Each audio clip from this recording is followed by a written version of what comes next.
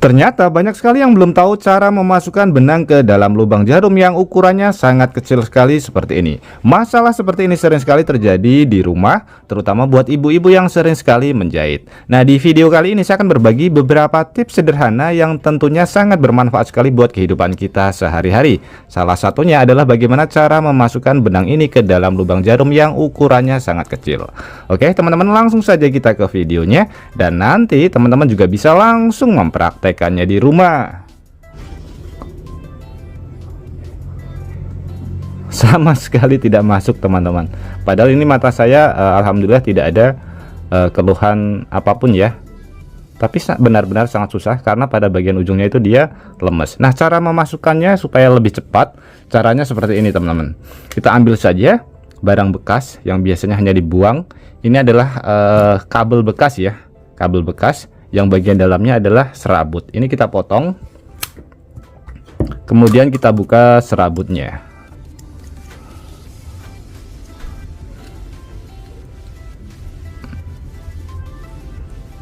Oke, setelah kita buka seperti ini kita ambil satu saja. Jadi bagian setengah kita kelupas, yang setengah tidak ya.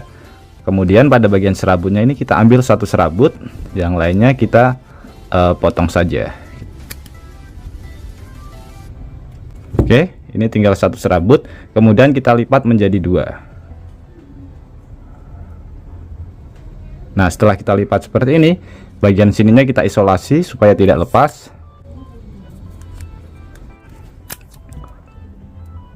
Oke, sudah jadi, dan alat ini sudah bisa kita pergunakan. Kita bisa lihat pada bagian ujung kawat ini, dia berbeda dengan ini ya, apa namanya, benang, karena ini dia agak sedikit kaku. Nah, cara untuk menggunakannya seperti ini, teman-teman. Kita bisa lihat ini benangnya terlebih dahulu ya. Kita ambil saja jarum, kalau misalkan yang besar dia bisa jauh lebih mudah ya. Tapi kalau yang kecil kita juga bisa lihat. Yang lebih kecil ini cara memasukkannya seperti ini. Ini kita masukkan terlebih dahulu ke bagian lubang jarum. Kita posisikan ujungnya mengecil. Nah, kita bisa lihat ya. Kemudian untuk cara memasukkan benangnya pada bagian sebelah sini tinggal kita perbesar sedikit. Nah, ini akan jauh lebih mudah ketika kita memasukkan benang. Tadi benangnya mana? Nah, ini. Kita masukkan. Benangnya kita tarik. Lalu jarumnya kita keluarkan. Otomatis kita bisa lihat benangnya masuk ya. Padahal ini lubangnya sangat kecil sekali. Kemudian untuk tips kedua, bagaimana cara mengembalikan ketajaman gunting dengan menggunakan teknik sederhana. Sebagai contoh, ini adalah gunting yang lumayan masih tajam, terpotong dengan sangat mudah sekali. Tapi kalau gunting ini sama sekali tidak bisa dipergunakan untuk memotong. Ini yang saya gunakan kain ya, berbeda jauh dengan ini, terpotong dengan sangat mudah. Saya uji coba juga ke bagian plastik. Wow, terpotong dengan mudah. Kalau yang ini sama sekali, mau di pangkal mau di ujung sama saja. Nah, untuk cara mengembalikannya kita cukup menggunakan gelas kaca saja. Untuk cara mengasahnya seperti ini, kita posisikan seperti menggunting, lalu kita tarik seperti ini beberapa kali. Dari kota mana teman-teman menonton video ini? Tulis di kolom komentar untuk memberitahu saya. Senang mengetahui bahwa kita bisa terhubung satu sama lain meskipun kita berbeda kota. Atau mungkin ada saran maupun kritik buat video kreatif kali ini juga bisa ditulis di kolom komentar. Karena kritik dan juga saran dari teman-teman akan membangun channel ini menjadi lebih baik lagi. Oke, sudah cukup. Sekarang kita uji coba langsung. Pertama kita uji coba ke bagian kain yang tadi sama sekali tidak bisa. Wow, terpotong dengan sangat mudah sekali ya. Jadi cukup simpel sekali bagaimana cara mengembalikan ketajaman gunting.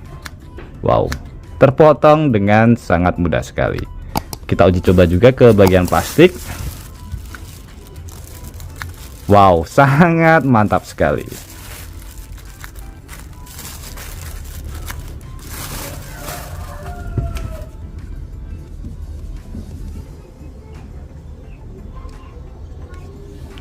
Untuk yang selanjutnya, sering sekali juga kita mengalami masalah tanpa sengaja jari tangan kita terkena lem super atau lem G atau Korea, dan hasilnya seperti ini. Jari tangan kita melengket dengan sangat kuat sekali ya.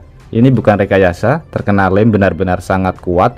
Kalau misalkan kita lepaskan dengan paksa, otomatis kulit kita bisa sobek, dan itu jauh lebih berbahaya. Nah, untuk cara mengantisipasinya, kita siapkan air hangat. Kemudian kita siapkan satu bahan yang mudah sekali kita dapatkan juga di rumah, yaitu garam ya, garam halus. Untuk cara menggunakannya seperti ini. Kita ambil saja garamnya sedikit, kita taruh ke dalam gelas. Kemudian nanti kita aduk-aduk dulu supaya garamnya larut. Ini benar-benar menempel ya. Jadi kalau dipaksa akan melukai jari tangan kita. Jadi buat teman-teman jangan khawatir, jangan langsung dilepaskan. Caranya kita rendam sebentar saja ke bagian airnya. Kita gesek-gesekkan. Bisa kita tambahkan sedikit garam juga pada bagian sela-sela agar lebih maksimal. Kita gesek-gesekkan.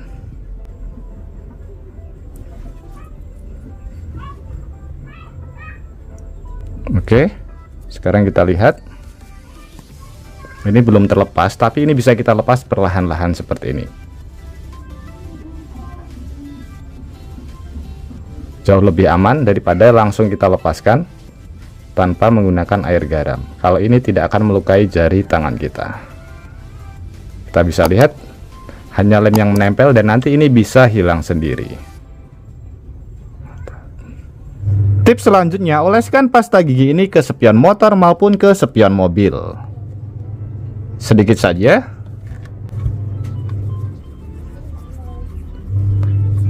Dan kita tunggu 3-5 menit. Setelah 3-5 menit tinggal kita bersihkan saja dengan tisu maupun menggunakan lap kering. Sebelah kanan saya tambahkan pasta gigi, sedangkan sebelah kiri tidak saya tambahkan. Mari kita lihat hasil perbedaannya. Ini adalah spion kanan yang saya tambahkan pasta gigi. Jadi spion itu adalah salah satu alat yang berperan penting buat keselamatan kita di jalan. Dan ini adalah spion kiri yang tidak saya tambahkan pasta gigi. Dan di waktu musim hujan kita bisa lihat saat spionnya terkena air ya. Ini yang saya tambahkan pasta gigi. Kita bisa lihat sama sekali tidak menghalangi pandangan kita untuk melihat ke area belakang ketika terkena air. Sedangkan yang sebelah kiri saat terkena air yang tidak ditambahkan pasta gigi, kita bisa lihat airnya membuat pandangan kita semakin agak sedikit buram ya. Wow, sebentar. Jadi ini bisa kita manfaatkan untuk di kaca mobil maupun di kaca motor. Ini ada bintik-bintik air. Oke teman-teman, semoga tips sederhana ini bisa bermanfaat buat kita semuanya. Dan juga buat teman-teman yang suka tips sederhana ini, bantu tekan tanda like dan juga tekan tombol subscribe-nya teman-teman.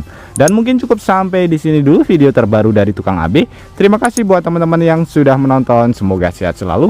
Sampai jumpa di video selanjutnya. Wassalamualaikum warahmatullahi wabarakatuh.